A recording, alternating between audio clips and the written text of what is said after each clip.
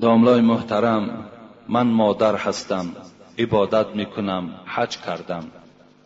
در سالهای جنگ و جدال از جمهوری قریب 10 سال بیرون بودم. از شوهرم 4 فرزند دارم. وقتی برگشتم شوهرم زن گرفته است. آدم نقص و با تقوا هست، لیکن من دیگر با او زندگی نکردم. وی فرزنددار هست. سوال: آیا من طلاق طلب کنم؟ آیا در عبادتهای من خلل نمی رسد؟ به من بیان نمایید با احترام یک مادری با ایمان و مخلصی شما. رخانه شفافرما داروهای طبیعی را به شما پیشنهاد میکند. سامیون وان برای شخصانی که خراب هستند و میخواهند وزن گیرند. ام پلوس اپیمدیوم برای با قوت شدن، خوب کردن گردش خون، برای طولانی کردن همخوابگی. ماس پیگمنتو برای کسلی های پسریاز و سفید شوی پوست. بین داکس برای ریزانیدن کرم های معده و روده. مینوکسیدیل برای برآوردن ریش و موی سر. کرم فرانک برای دراز نمودن مهلت همخوابگی. ماسلا خیلبه برای ریزانیدن سنگ های گرده و تبابت آن. فات زورب برای کم کردن وزن زیادتی. السلام علیکم دوستان عزیز. آیا شما برای گذشتن از سرحد دشواری میکشید؟ مهلت حجت‌هایتان به آخر رسیده است. پس من برای شما خدمت رسانی شرکت نور محمد را پیشنهاد میکنم. با ماشین‌های نو و زمانوی، با باوری و اعتماد کامل، توسط رانندگان مرد و زن، شما را از منزل استقامتیتان تا خط سرحد برده برای عبور مرز مساعدت می نمایند. یادآور می شویم که اگر شما از نام شبکه حاجی میرزا مراجعت نمایید، برایتان تخفیف ارائه کرده می شود. رقم ها برای تماس: جمع 7 926 319 59 61. من طلاق طلب کنم، آیا در عبادتهای من خلل نمی رسد؟ و من بیان نمایید با احترام یک مادری با ایمان و مخلصی شما. این مادر در دراهای این جنگی که بالای تاجیکان بود از جمهوری بیرون شده 10 سال وارد تاجیکستان نشدند. حج کردگی آدمی با ایمان بودند. آمدن که الله که شوهرش زن گرفته است. دیگر با این شوهر این زن نیت زندگی ندارد. حتی خواسته است که اگر طلاق طلب کنم آیا در عبادت من یگان خلل و زلل پیدا می شود یا نه؟ پیغمبر خدا می گوید: ایما امرأة صلت خمسها و صامت شهرها و احسنت فرجها. حدیث متن گوش کنین.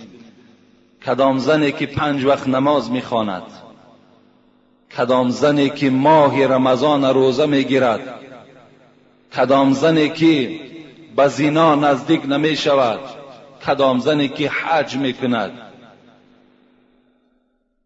اینها را بالا دا میگذاریم. در خبرش این مبتدا بود، خبرش دا میاییم. و اطاعت بعلها، حل کننده ان همین کلمه هست. اگر شوهرش از خودش راضی گرداند چی می شود؟ فلتدخل الجنة من ای ابواب شاء. پیغمبر گفتند مادام حاجی باشد، مادام 5 وقت نماز خواند، مادام روزه ماه مبارک روزه گیرد، مادامی که از زنا خودش نگه دارد و در آخر از همه ضرورتر شوهر از او راضی باشد، وارد جنت شود از هر دروازه‌ای که می‌خواهد. از این خاطر این مادری که اگر از شوهرش طلاق طلب کند، پیغمبر خدا میگوید: ایما امرأة سألت من زوجها الطلاق من غیر ما بأس فحرام علیها رائحة الجنه.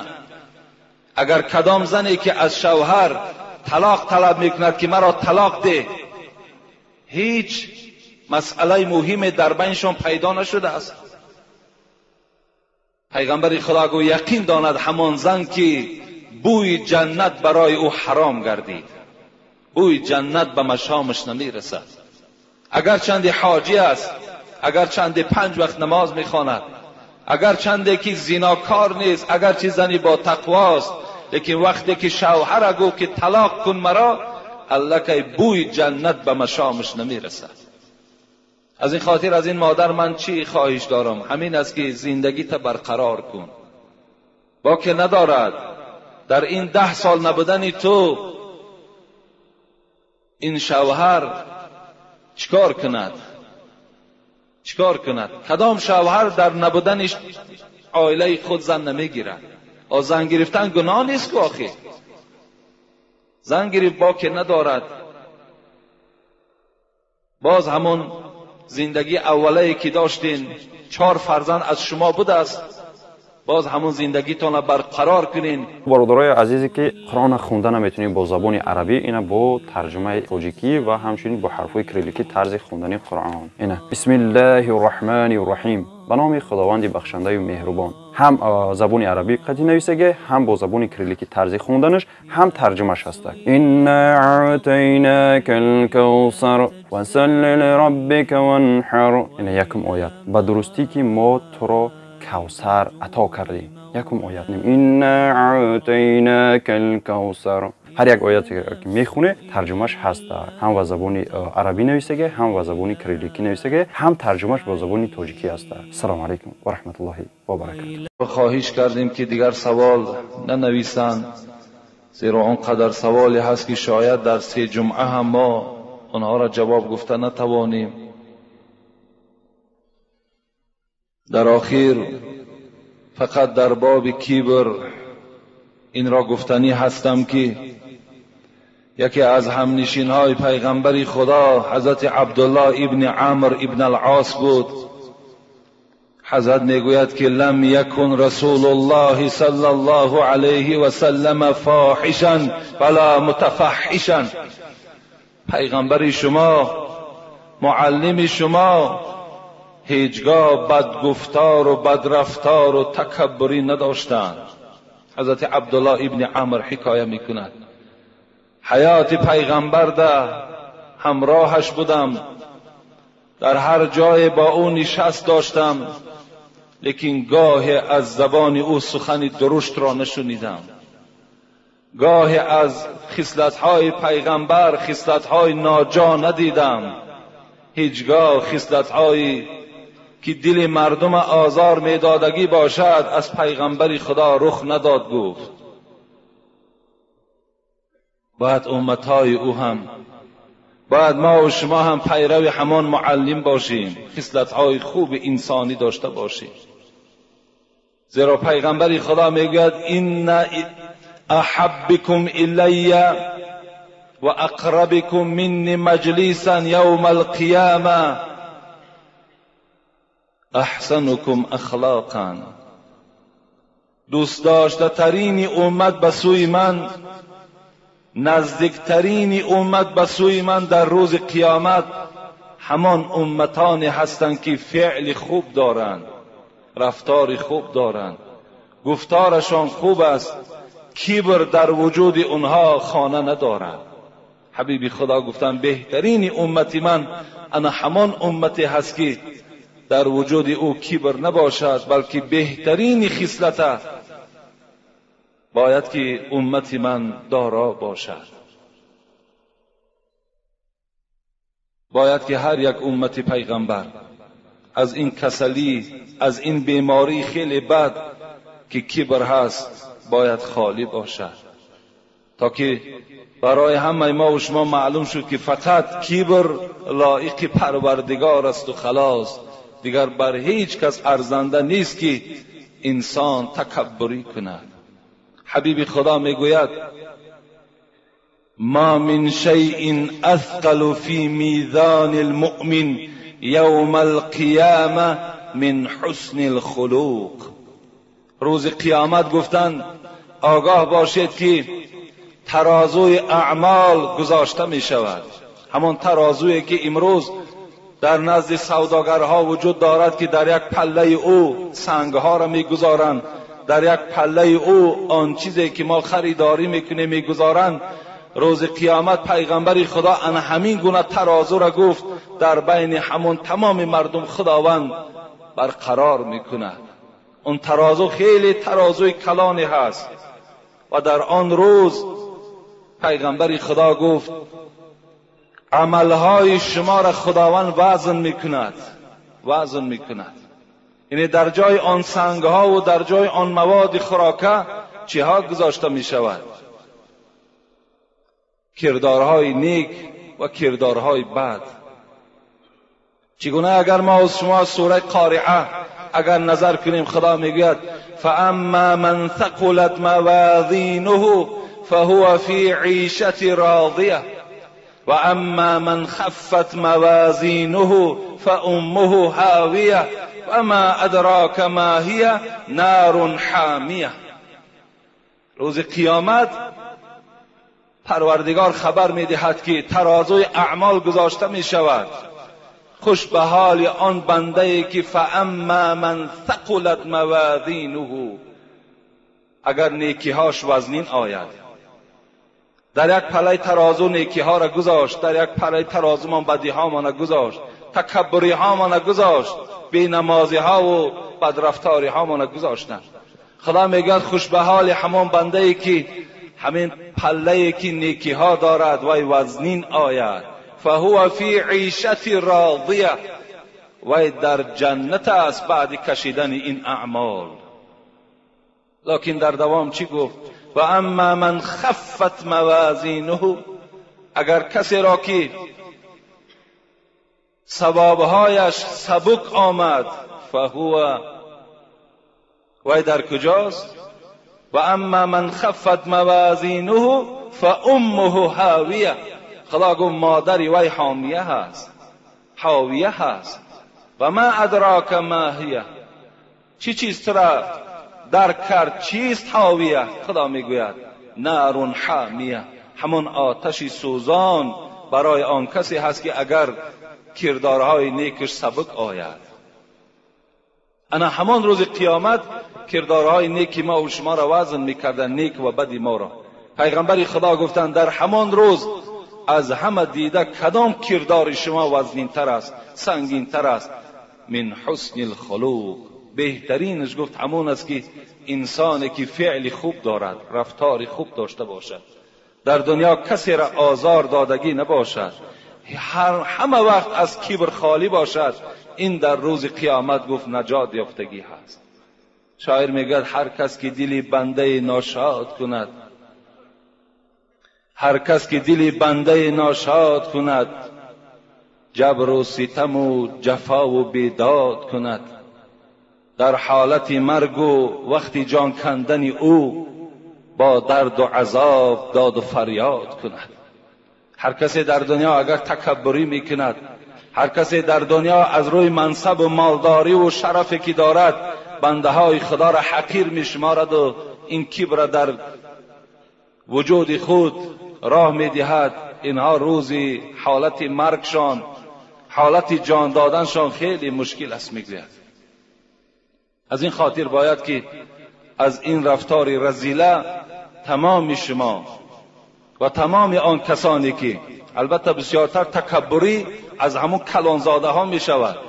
تکبری را آدم فقیر کمش تکبری دارد. حتی حبیب خدا هم گفتند لعنت الله باد به سه طایفه که یک تشکی است، یک تش فقیری که تکبری میکند، کمبغلی که اگر تکبری داشته باشد در اینها هم لعنت آمدگی هست.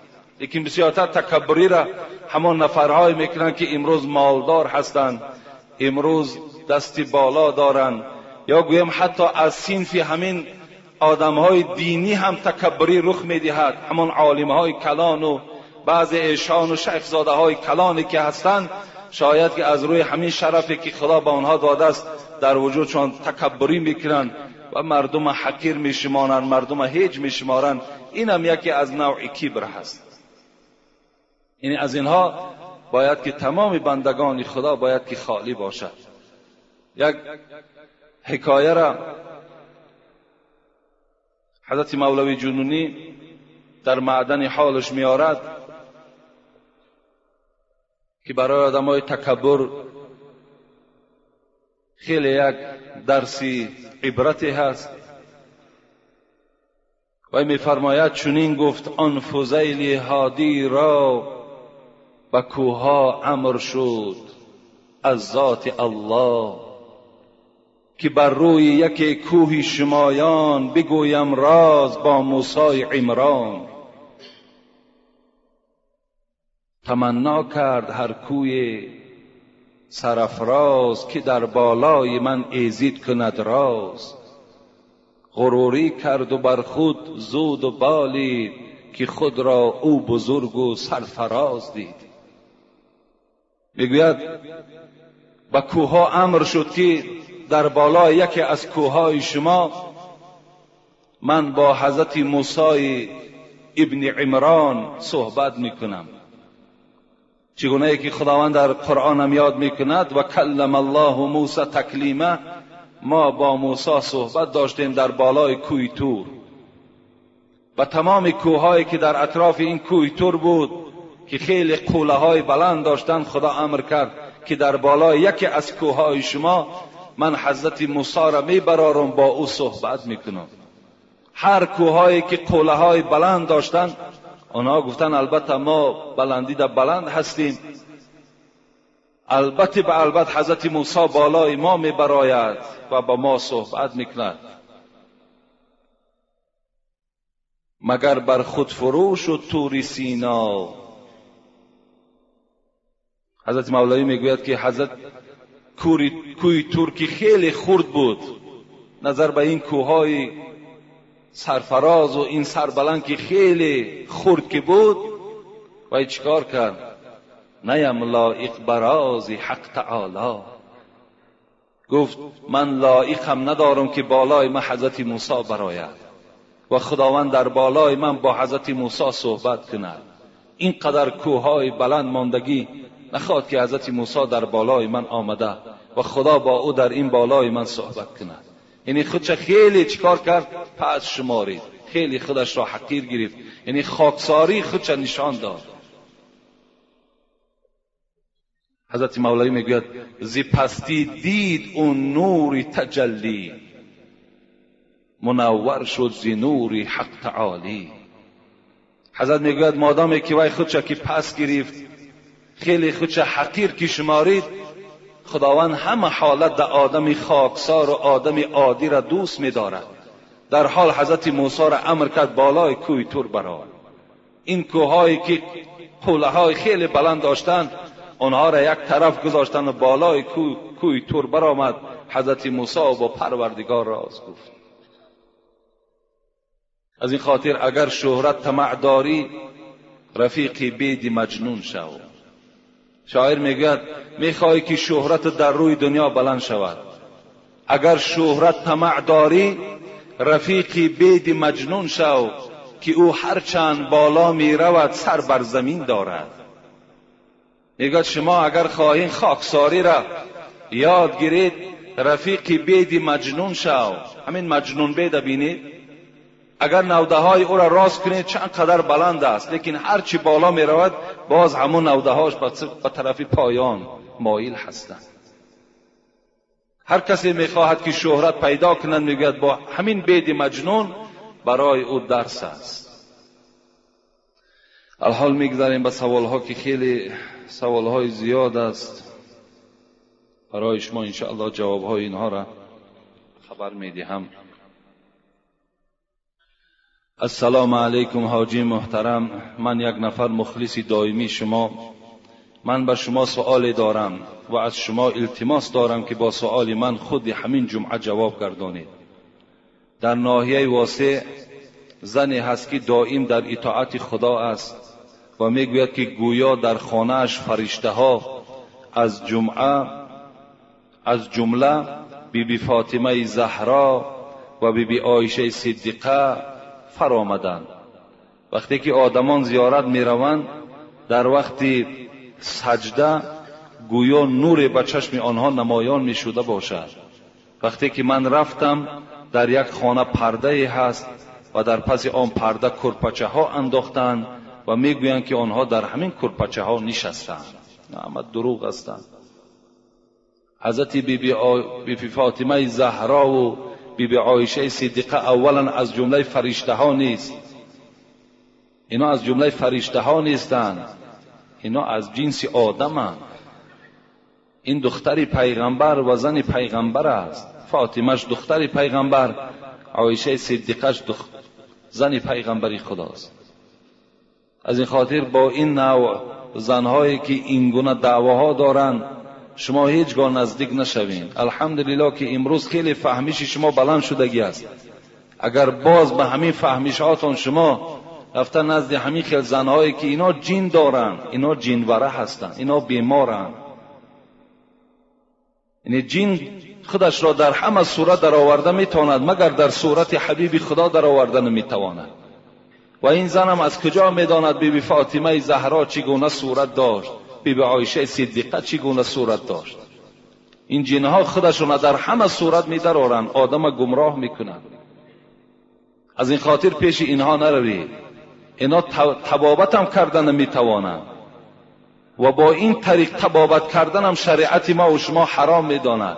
ان الله لم یجعل شفاءکم فيما حرم علیکم. خداوند در آن چیزی که حرام است در او شفا گذاشتگی نیست. از این خاطر الحمدلله امروز اینقدر طبیب‌های ما وجود دارد. امروز در بین ما و شما اینقدر دعاخوان‌هایی که از قرآن دعا میخوانند، رقیه ها میخوانند. از اون جمله دعاگوی مسجد ما و شما مولانا وجود دارد و دیگر برادرها اینجا وجود دارند که از قرآن با قرآن انسان تبابت میکنند. اینها را باور نکنین، نزد اینها نروین، زیرا گناهگار میشوین و همان غیرت مردی شما باور که از بین دور میشود. اینم نوعی از همون حاجت طلب کردن از مزارهاست، مثل همونها هست. چگونه مردم امروز گمراه کردن که بعضی از پیشواهای ما و شما گویا که این مزارها را میبینن و مزارها با اونا صحبت دارن، اون جن هستن، همش بیچاره گمراه میشود.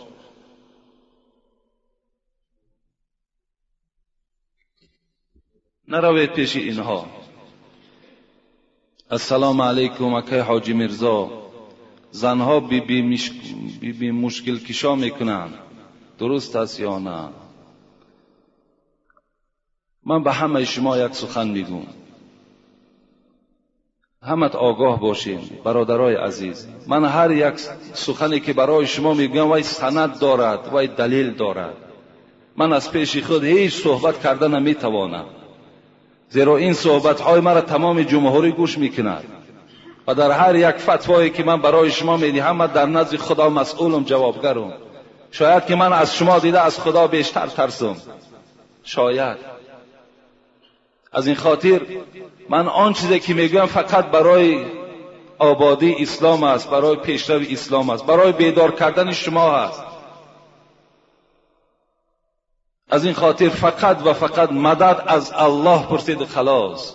نه پیش مشکل کشا روید، نه پیش مزارها روید، نه پیش فلانی روید. هیچ کدام اینها قدرت اینها هیچگاه به قدرت الله برابر شدن نمیتواند. خداوند میگوید من انسان ضعیف آفریدم، انسان ضعیف از خودش. این زنهایی که مشکل کشا میکنند، آخه مشکل کشا فقط پروردگار است و خلاص، دیگر هیچ کس مشکل ما را کشاده نمیتواند. به خدا قسم آنقدر مهر و اعتقاد که شما به همان مشکل کشاها دارین، به همان مزارهایی که دارین، اگر یک نصفی همو را به خدا قسم به الله ببند، همه مشکلاتی تو کشاده می شود. تو یک شب خیز از تحت دل 2 رکعت نماز خوان، یک ساعتی 3 یا 4 شب برای خودت اختیار کن. چی مشکلاتی که داری همه پرابلمات پیش پروردگار ده حواله کن. بگو ای پروردگارا، خود گفتی نحن اقرب الیکم من حبل الورید، من از رگ گردن دیده به شما نزدیک هستم. مادامی که با ما نزدیک باشید، من راز دارم، من پیشنهاد دارم. ای پروردگار همین پیشنهادهای مرا حل کن. کنی بین همون مشکلاتی تو حل می شود یا نمی شود؟ کنی یک تجربه گذرانیم. ما هر چی یافتیم از یاردم الله یافتیم و هیچ کس تکیه نکردیم. اینا همه اینا باطل هستند. نه مشکل کشا رویم، از هیچ کس مدد طلب نکنین، فقط از الله مدد کنین. من مزارها میگم اینجا برادران نویساندن که حاجی اینقدر مردم از تو ناراضی شده، میلش دنیا ناراضی شود، خدا از من راضی است، پیغمبر از من راضی است. این منبر جایی هست که باید هم از من راضی نباشه. از این خاطر وقتی من مزار میگویم مزارها را درست زیارت کنید. برادرای عزیز، من چندین بار گفتم به شما، ما حضرت امیرجان را دوست می‌داریم، حضرت سلطان ویس قرنی را دوست می‌داریم، ما خاک پای اونها نمیشیم، ما مثل اونها در اسلام تا حال خدمت نکردیم، لیکن درست زیارت کنید. میهمانا در همینجا حضور دارن، از راحتی آمدن، 20 نفر زیاد هستند، از دیروز همراه ما هستند. خود همینا حکایت کردن، حاجی میرزا نمیگه، اینا حکایت کردن زنی را دیدیم، دو زن با سری لوچ دیوالهای حضرت امیرجان در دیده هاشان میمالن و بوسه میکنن. آیا همین جایز است؟ همین درست است؟ خطان بها دهید. همون کسانی که از پس ما سخن میکنین گپ میکنین، خطان آیا همین رفتن زن به مزار خودش درست است؟ آیا سری لوچ به پیش حضرت امیرجان رفتن درست است؟ خودتان حکم کنید. و فقط شما در یک صحبت حاجی میرزا شدگی نیستین، هزارها داملا را در صحبت شستگی هستین، شاید از زبان اونها هم شنیده باشین.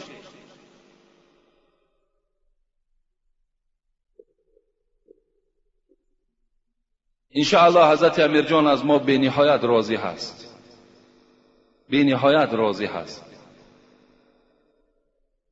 که ما مردم به راه درست دعوت داریم. برادرای عزیز، باز میگویم خیر احسان تان فقط و فقط برای برادرت کن، برای پدرت کن، برای مادرت کن، برای همسایه های فقیرت کن. امروز حضرت مولانا در دوشنبه ای میاسکم بیند دزیا در اونجا گوسفند میکشن، همین درست است؟ همین میاسکم بینتی که میگویه مثل همون مزار گوسفند کشی ندارد. در کدام جای کتاب هست؟